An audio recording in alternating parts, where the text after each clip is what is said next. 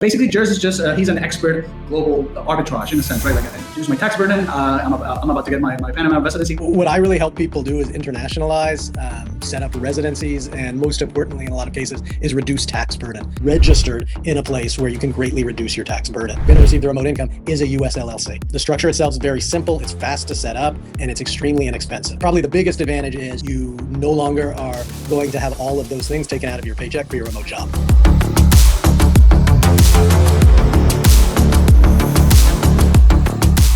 We have here my friend Jerz from the way of Jerz, or the Jerz way, depending on if you if you go to the website or you go to the Twitter, but you get the gist of it. Basically, Jerz is just he's an expert on basically global arbitrage in a sense, right? Like and sovereignty.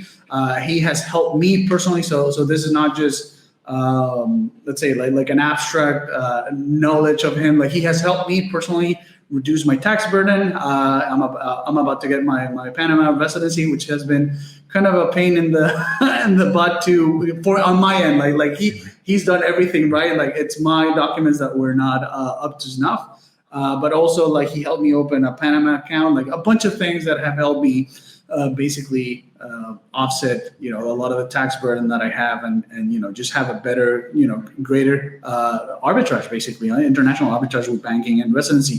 So since he partnered with us, giving you guys, everybody in the job stacking community, like 25-30% off his services, I just thought, like, well, let him explain what his services are so that he can sell it better than I can.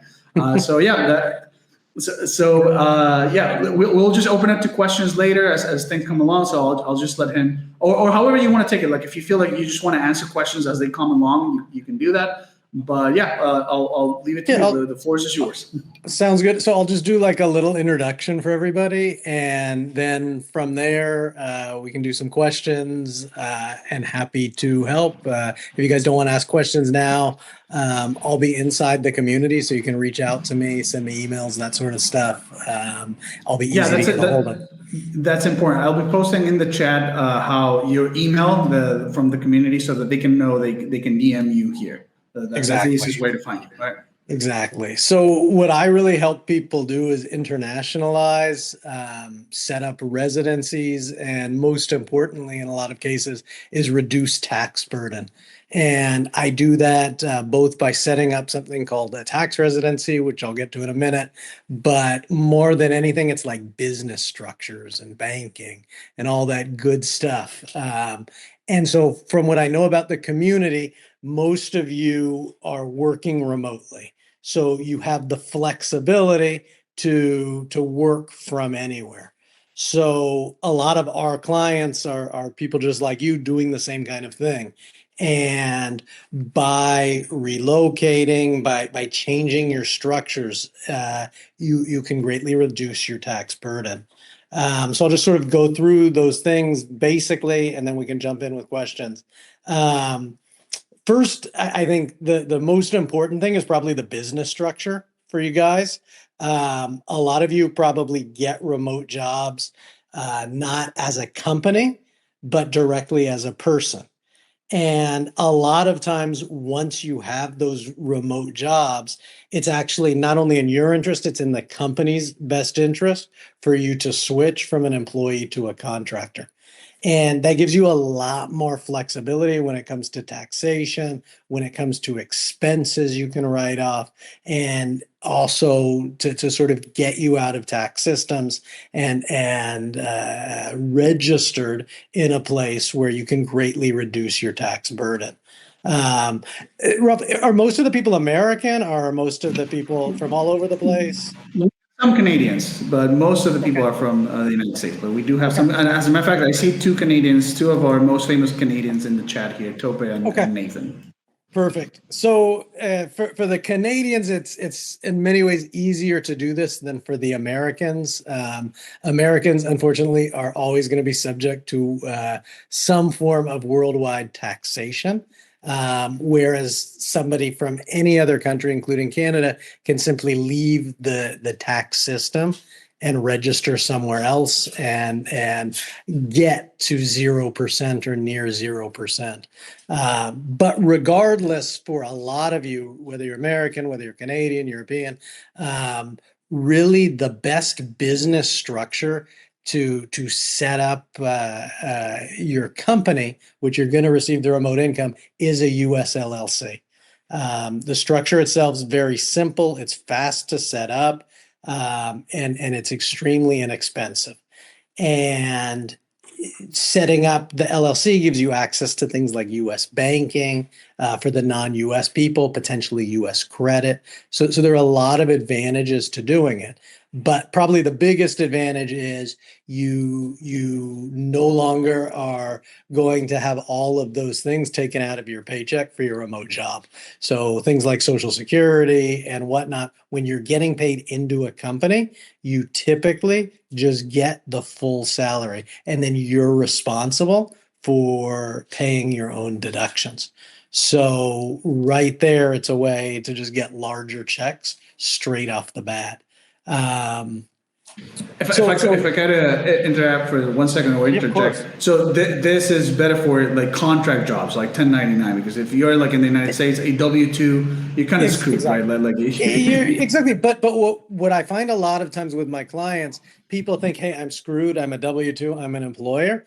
Most of the time, it's in the employer's interest to switch you to a contractor, to the 1099 status. So a lot of times employers are much more open to doing that than you think. And especially like if you're a US citizen and okay, you're hired as an employee, if you go to the employer and you say, hey, I've left the US, I'm not living in the US, can we switch the status of my employment from employee to a 1099 independent contractor? You'd be surprised. A lot of times they're very open to doing that. Yeah, I actually talk about how the full-time employment is coming to an end because nobody wants to uphold it. It's very expensive. It's very just annoying for you as an employee, and it's very expensive for the employer because it's such a commitment. So like we're actually moving towards a world where people are just going to contract more freely. But yeah, if you're W-2, it doesn't mean that you can't implement what Jerz is talking about here. A company that contracts me out to another company, are they generally open to switching to 1099? It really is going to depend on the company that's contracted you, but it's a conversation that's almost always worth having, because the worst thing they can say is no, we're not going to do that. But a lot of times, if you sell it to them as it's beneficial not just to you but to the company, they're very amenable to it. Okay. Awesome. All right. Any other questions before we keep moving? All right, let's go. So let's assume everybody's 1099 now. Everybody's 1099 now. Everybody's 1099. Everybody has their nice U.S. LLCs set up. For most of you, that's going to be a sufficient setup. You don't need to do something more sophisticated, more expensive. For almost all of you, that's going to be sufficient. So then you're a 1099. You're working now as basically a self-employed person. The next big step for a lot of you is going to be to leave your tax system. So if you're non-American, that means you can literally go to your tax authority, go to Canada Revenue, go to Hacienda in Spain, whatever the case is, and you literally file a couple forms and you say, I'm no longer going to be a tax subject. And as part of that process, you have to say, okay, this is my new tax domicile. This is where I'm going. And in the Americas, generally the two best countries are going to be Panama and Paraguay. And between those two, in most cases, is going to be Paraguay.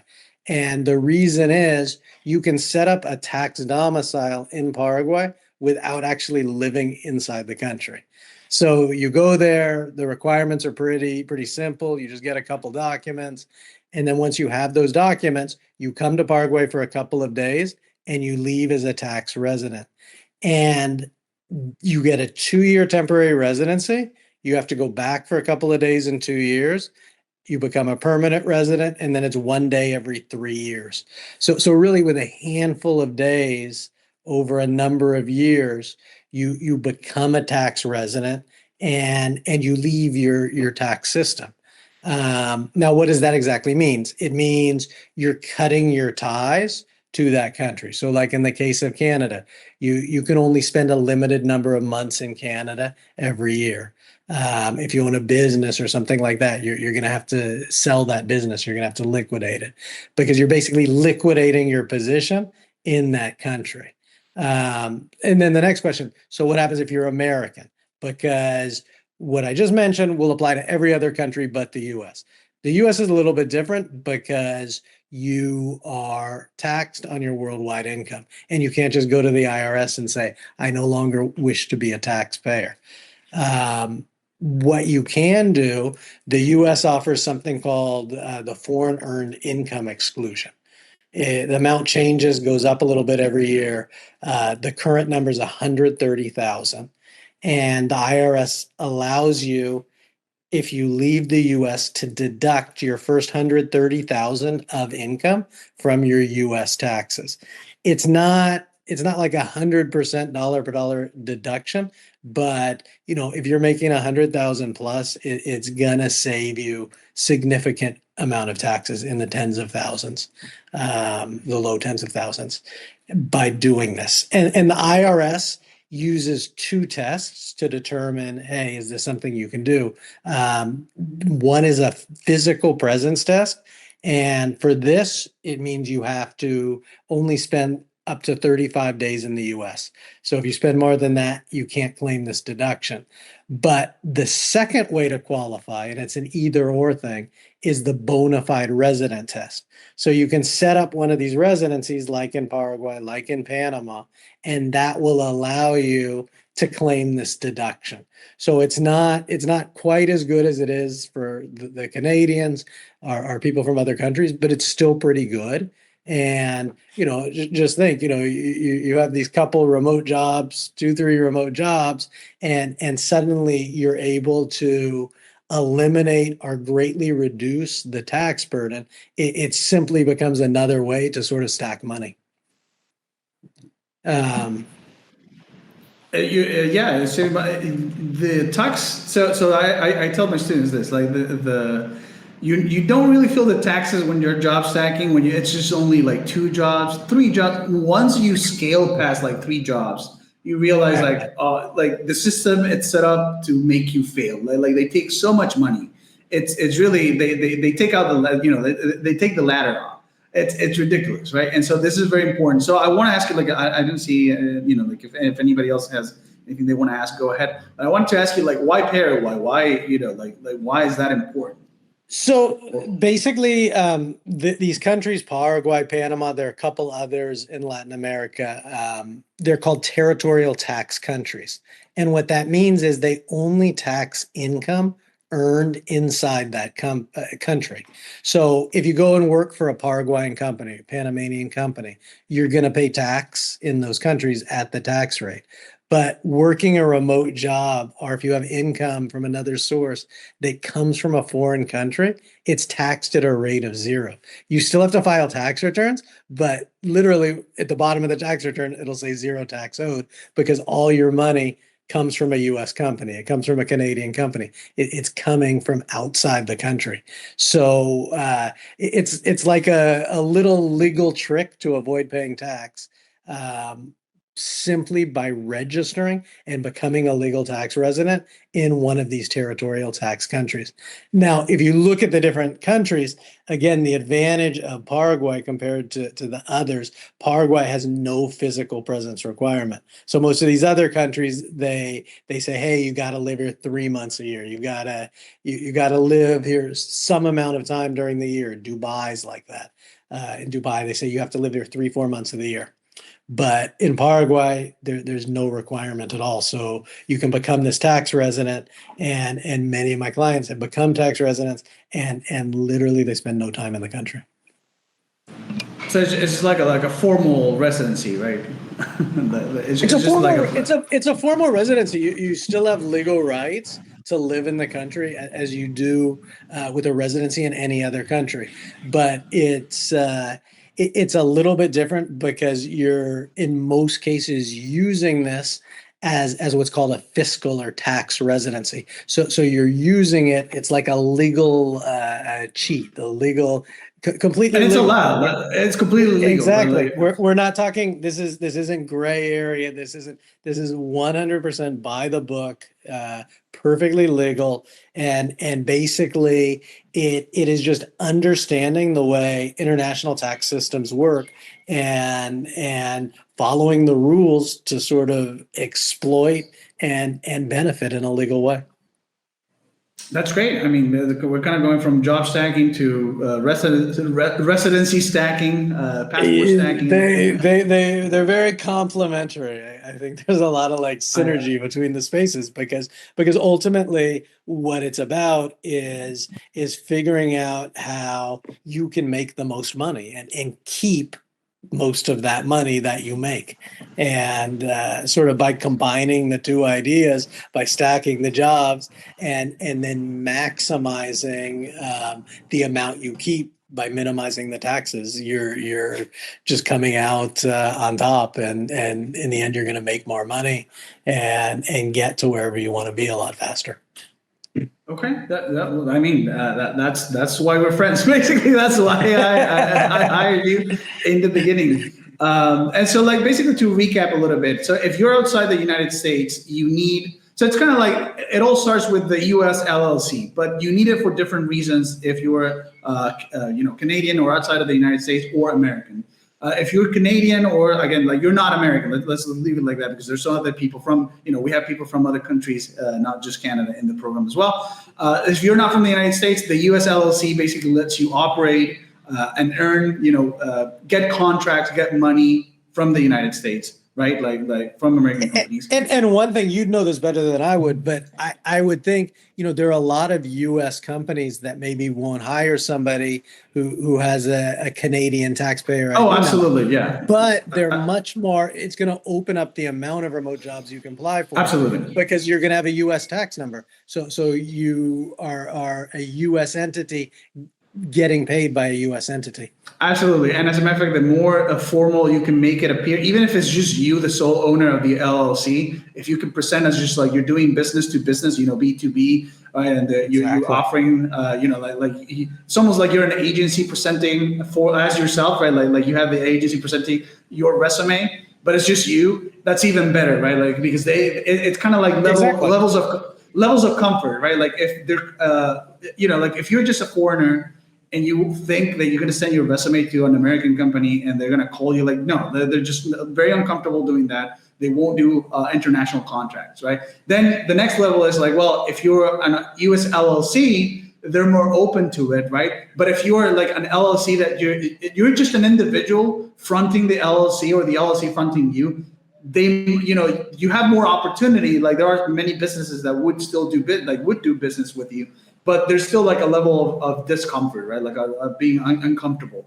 But then if you present as a B2B, right? Like you're not like, this is a full, company that can, can place people in whatever the role they need. They're even more comfortable, right? Like that's the maximum level. Like they do that all the time. They get placement agencies. As a matter of fact, one of the things that job stacking is an answer to is that fact that so many jobs have been outsourced, right? And the outsourcing is not necessarily directly to people all over the world. It's through this big, giant companies called like Infosys or like Globant in Latin America, which is like, it's one out of Argentina. It's huge, right? Like they do it through those businesses, and they're literally just LLCs in the United States that then just act as middlemen. So you can kind of like do the same thing, but just for yourself, right? And obviously, the marketing is another thing, like how you market yourself, right? Like how you actually get the contracts, but it's doable and they like it, right? And so for US, so jumping over to the benefit of the LLC for an American citizen is that I guess you decouple your taxes from your income, and now that it's company revenue, right? So it's not tax somewhat. exempt. If you're a U.S. citizen, the LLC is still more or less, in most cases, going to be taxed as personal income, but it allows you to take deductions and other things that you otherwise wouldn't be able to. So it does usually work out better for you to do it as an American through an LLC than it would through your Social Security number. I can't hear. Sorry, I was muted. Yeah. And so then what's the role of the bank in Panama, right? Because we do business in the U.S., we bank in Panama, we legally reside in Paraguay. What's the point of Panama? So basically, once you leave the country, whatever country that is, the sort of final piece to this puzzle is, where do you bank? Because part of the process of leaving the system is to close most of your accounts, or at the very least to quit using and running all your money through a Canadian account, in the example of the Canadian.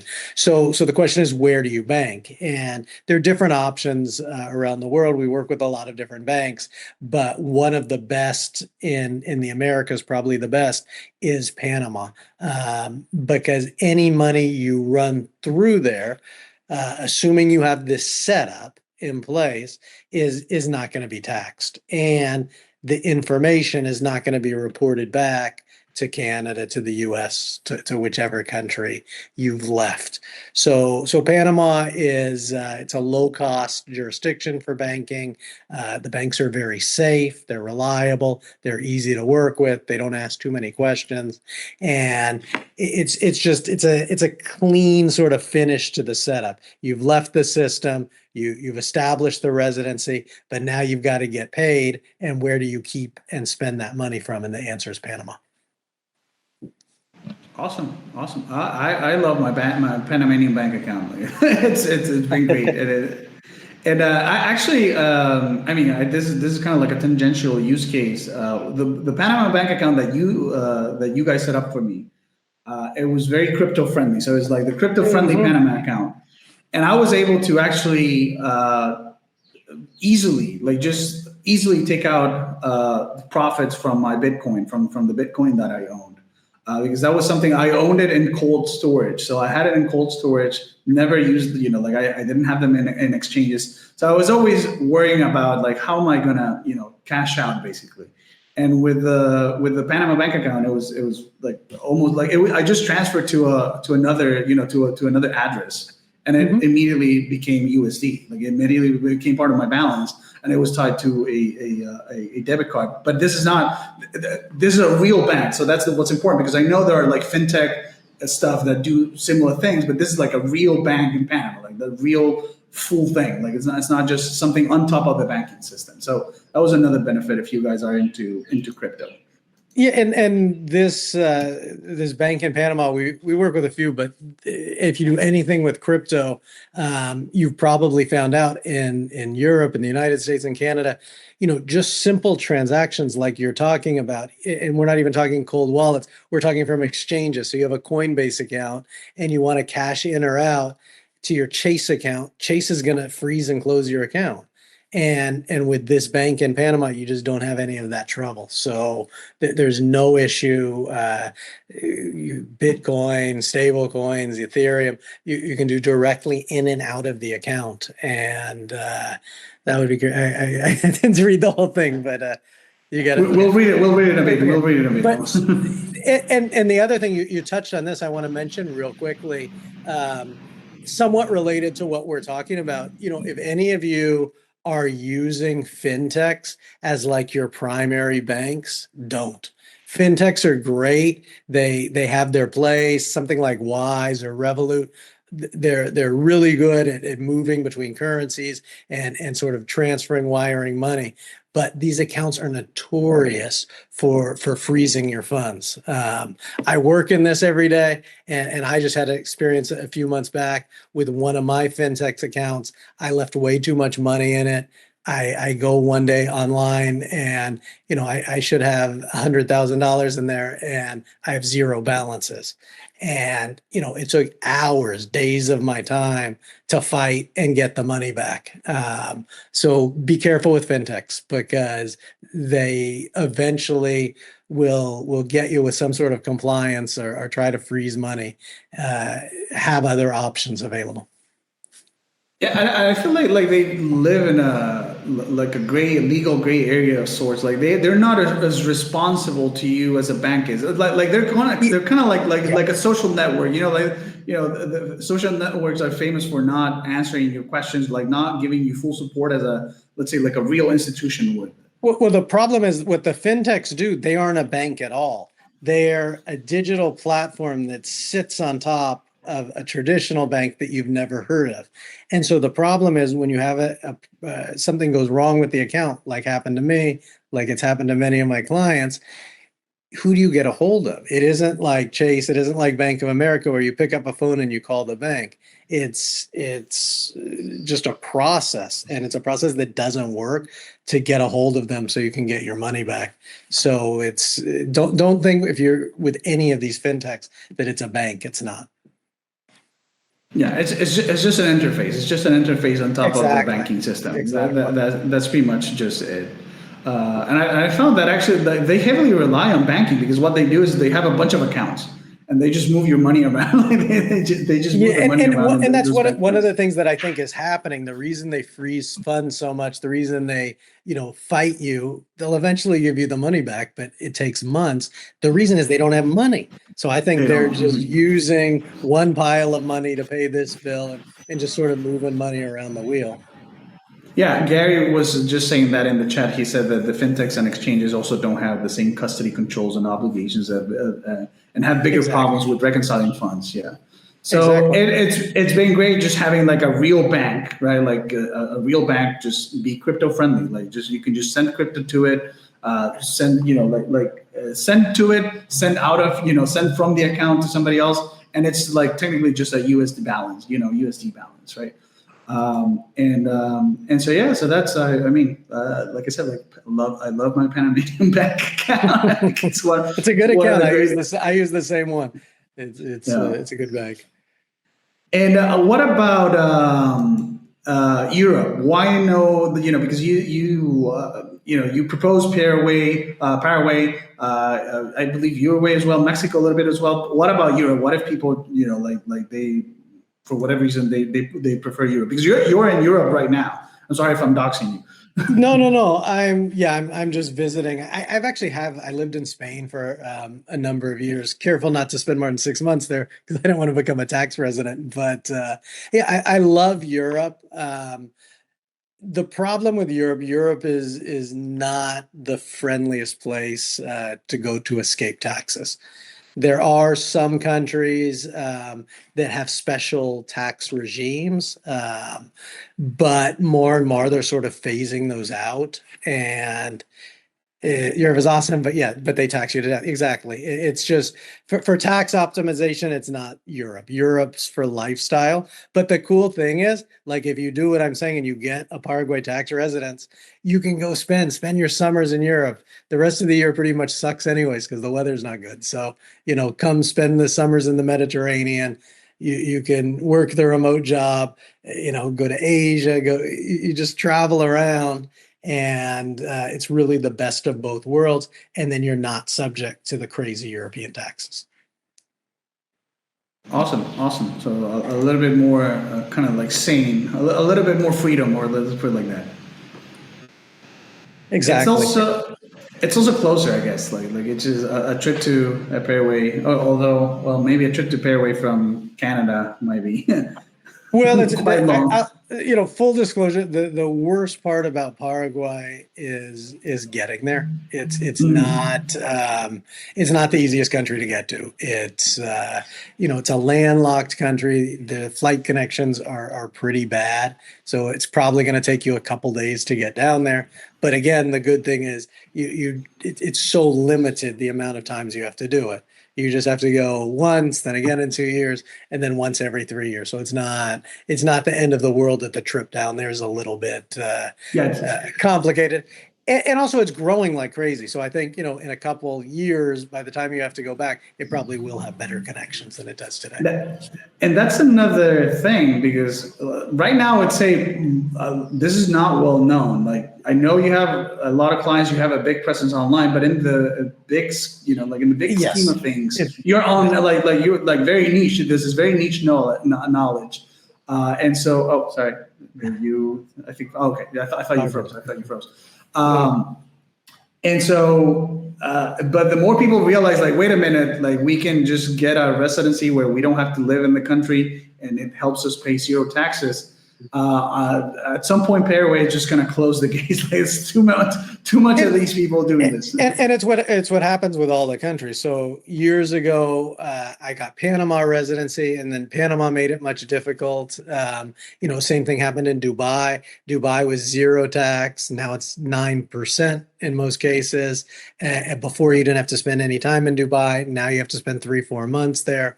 Uruguay was the same thing. It didn't used to have any requirement. Then all of a sudden it was 6 months. So these things change. And also it gets more and more difficult. So like right now, Paraguay is ridiculously easy. You need a birth certificate, you need a criminal cert. That's it. But my guess is, based on what's happened in other countries, it won't stay that easy. So then you get into financial requirements, you get into other things, and just the process becomes a lot more complicated. So waiting might mean you miss out on taking advantage of something like this. Okay, yeah, that's what I figured, because it's too enticing, it's too good. It's one of those things that it's actually true, but it's too good. So eventually it will stop being true if you don't act quickly, which, I mean, leads us to then, what do you do? So, because you just explained the concepts, right? Like the benefits, setting things up. So what is it that you actually do? I know what you do, obviously. I get, like I said, like I hire you at Jerz, but what I can directly help you with, we actually form the businesses, the LLCs, business structures in other countries, Panama, Hong Kong, so we can sort of maximize for you. And as you grow in your career, maybe you have remote jobs now, you start a business later, we can help you, because as you evolve, the structure you need to maximize, to pay as little tax as possible, and to protect your wealth and assets is going to change. So, that's like, you start with the LLC, and then you maybe go to offshore structures a little bit later. And then eventually you get into things like trusts and foundations. We set up a lot of those. And then combining those structures with the residencies we've talked about and the banking. And really what I do, like my background, I studied international accounting. I've worked in this field for a very long time. I specialize in like the whole picture, whereas so many people in this space, they know one thing. There are other people who are very good at Paraguay residencies, but all they're good at is Paraguay residencies. And just having one piece of the puzzle is not particularly helpful. What you really need is to fill in that whole pie. So that's where I really come in, is putting it all together for you and working with you to create a custom plan for your lifestyle, for where you are now and where you're going to go. And I work with people to do that. Yeah, excellent. And you guys are going to need it, because once you're job stacking, you're kind of like already outside the normal employment system. Exactly. Right? Like you're already doing things that you're already moving forward in a way that most people that just remain like what we call like single jobbing, one jobbing, they don't have to worry about this stuff, quote unquote. They don't, because it's kind of like autopilot, right? Like they just go to work, they get their taxes taken out of the paycheck. Whatever, they get their paycheck, that's it. They get a mortgage with that, and that's it, right? And obviously, that still works for a lot of people, but it's increasingly not working for more and more people all over the world, not just the United States or Canada, all over the world. Like I said, like the full employment system, it's basically we're in the frontier right now. Like it is collapsing. We're moving towards a new model of employment, of taxes, residency, and you guys are at the forefront of that. You're ahead of the curve. So you need to start thinking about this now. I know a lot of you guys are still thinking about getting the second job, but this is like you shouldn't just stay at the second job. You need the third job, the fourth job, and then how to offset your tax structure, have more options, more residency, that sort of stuff, right? And so that's why we partner with Jerz. And I'll add one thing to what you said. I think, for so many years, like our parents' generation, it was like this social contract, right? You go to school, yes, you get a job, and you work up the ladder, and you're taken care of. The government and these systems are here to help you, to protect you. And yes, you have to pay taxes, but you get all of this stuff. You get a retirement, you get Social Security, you get medical, you get all this even stuff. High social status. You get high social status even. Exactly. But what's happened is we no longer live in that world. So these systems no longer work. And really the people who are left thinking, hey, I'm gonna get this job, I'm gonna have this one job my entire life, and then Social Security is gonna be here for me. It's not. And so all of this, whether it's the job stacking, whether it's residencies, tax mitigation, it all sort of works together to move you forward and outside this system, which is clearly broken. Absolutely.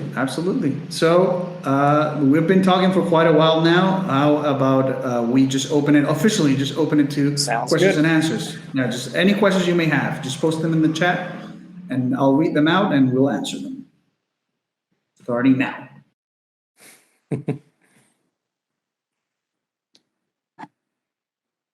See, yeah, let me scroll up, see if we missed any interactions here.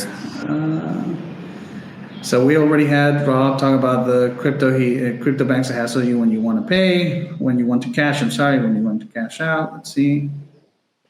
Poor Shakira got done by Spain for taxes. Even I think the Real Madrid. Everybody gets in trouble in Spain with the tax authorities. Spain's nasty. They're as bad as the IRS. Yeah. I'd say even worse than the IRS because I don't see many like high profile athletes or pop stars getting in trouble with the IRS so publicly. But yeah, let's see here. Jay asks, can you go over the part about foreign income exclusion for us burgers, so for us Americans? Yes. So the foreign earned income exclusion allows you to deduct $130,000 or twice that if you're married by meeting one of two tests. So there are two tests. It's not both, it's either or. So the first test is you spend less than 35 days per year in the US. That's called the physical presence test. And that's a very little amount of time. People do it, but probably the easier test to meet is called the bona fide residence test. And that test means you set up a legal residency in another country. And that you still aren't able to like set up another residency and then live all year in the United States, but it just gives you more flexibility. As long as you spend less than say 6 months in the United States, you have a bona fide residency established in another country, you can take $130,000 deduction off your taxes. Awesome. Thank you. Let's go to the next question. Marcus says, nice to see you here, Jerz. I'm a client of yours with Paraguay. As a Canadian with a U.S. LLC, what is the best way to position yourself to American companies? A company contractor through something like Deal? I guess this would be more my question, but if you want to take a stab at it. Usually a platform such as Deal is something that the employer is going to set up for you. So that's not something you're going to be able to directly take care of. But I think the positioning comes in by I think it's a way to, as Ralph mentioned, it's a way to sell yourself to potential employers that, you aren't just a person, you're a company. And secondarily, I think there's savings both for the company and you, because it's a lot cheaper for an American company to hire a contractor than it is to hire an employee, because they don't have to pay the same Social Security that they would have to pay if they're hiring you as an employee. Yeah, and I would say I would add to that deal and the U.S. LLC are kind of like different use cases, because deal is when let's say like a middle, like a middleman company, let's say like Infosys, or like one of those companies that operate in the United States, but then they source talent from someplace else. They will use or even the company directly to do business with you if you don't have an LLC, right? Let's actually talk about that. I think that's more pertinent. You're Canadian, you want to get hired, a company, you're in talks with a US company to get hired. The American company would use deal, right? Like they would set it up, like as Jerz say, so that you could get paid and you would have like an employer of record in Canada. And they would just have like a contractor arrangement there. If you have your own US LLC, that's kind of like deal. It's kind of like does nothing for you. You know what I mean? Like the idea of the US LLC is precisely so that you can engage directly, not have to go through deal, because you can get paid through the US LLC. And also to add to, like how can, position yourself to American companies.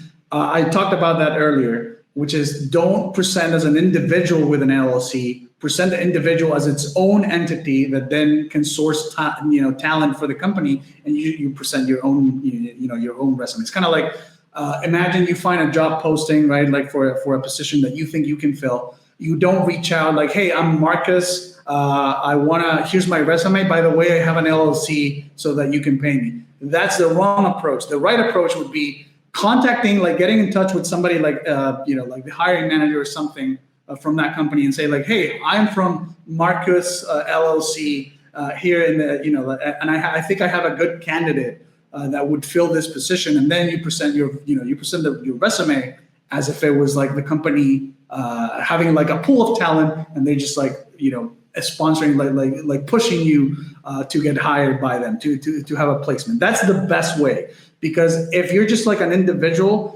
and you might not even get to the conversation about you having a US LLC to get paid for. Like they might just see like, oh, Canadian number, Canadian residency or whatever, like Canadian state, lives there. Not even going to talk to him. Like we're not even going to consider it. Whereas if you present as an institution that's already in the United States that they can do business with, that's much better. You're more likely to have success, which is something, by the way, not to promote some of this stuff, some of our stuff.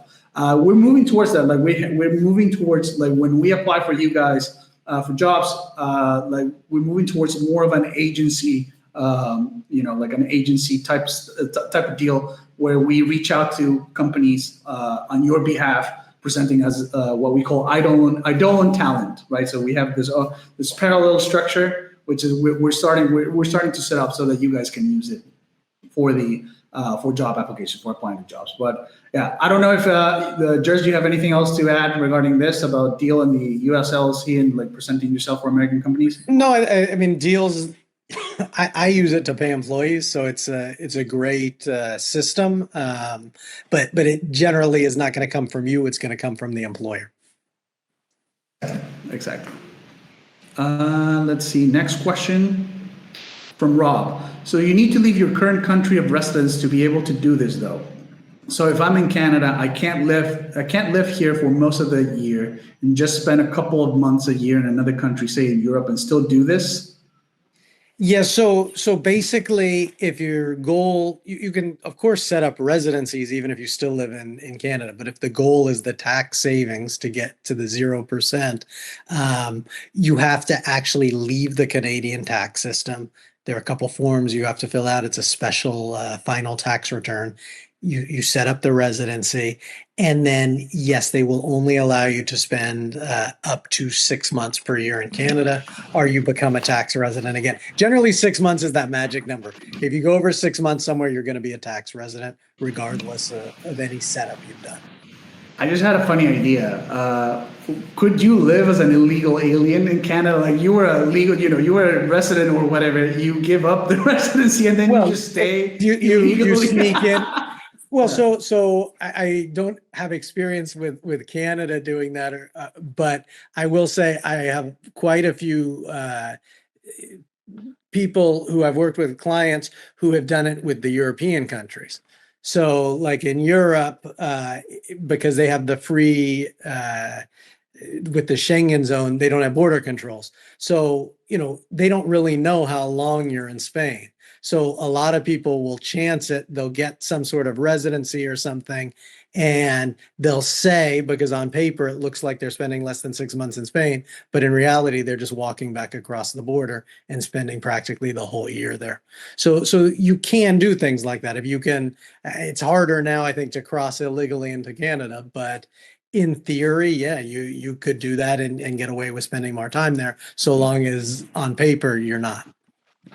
I just think it's a kind of like almost creative solution to the people, like if you were one of these people that complains about all the benefits that illegals receive, it's like, well, what if you receive them as well and also added benefits because you're a resident someplace else. I always thought it would be like a great like YouTube series. You go like you take an American, you have him renounce the citizenship, and then sneak back in as illegal, and you like film it for YouTube. Somebody's got to do that. Somebody's got to do that because I thought about it. I was like, yeah, why not? Like you just go back in and you're like an illegal, and that's it. Yeah.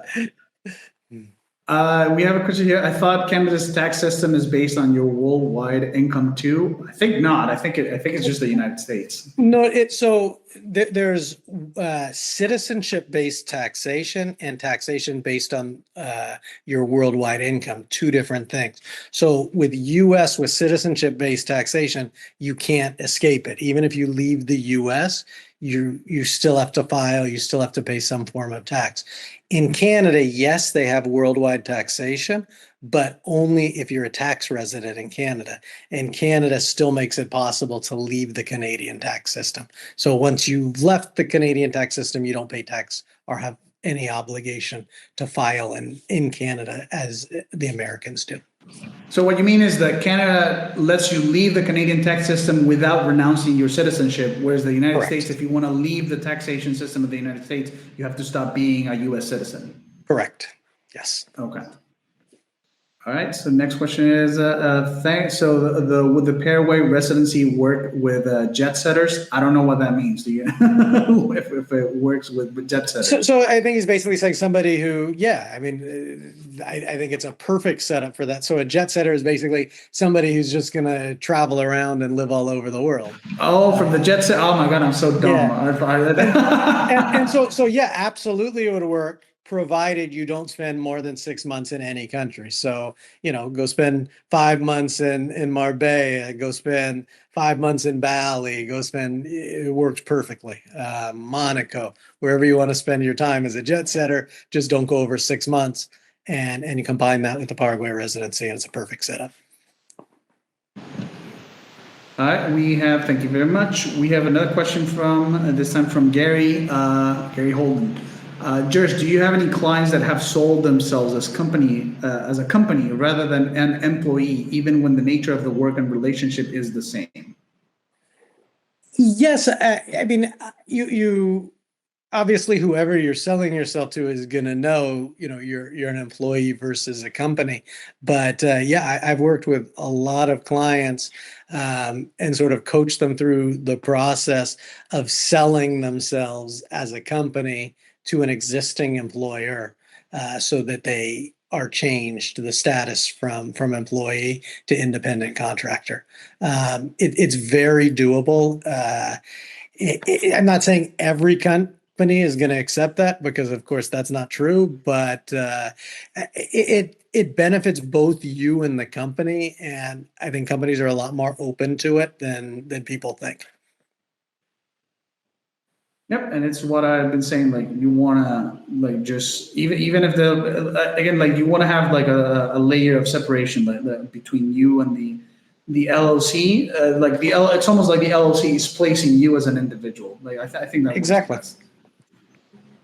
All right, let's see what other question we have. Like, keep posting them. Like, if you keep coming up, like, if you have questions, just keep posting them in the chat. We still have a few more minutes. We got Jerz for at least 4 more minutes, at least. All right.